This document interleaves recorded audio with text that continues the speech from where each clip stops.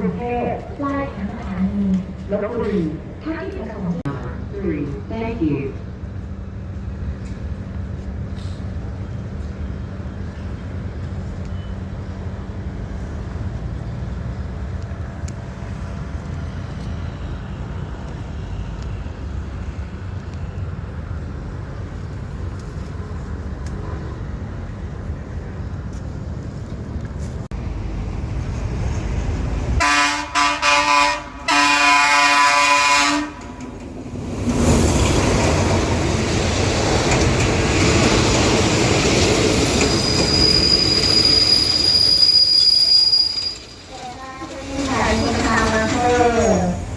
ทางวันที่จอดเทียมใช้ฐานทางวันทางเมืองวิชาเพิ่ม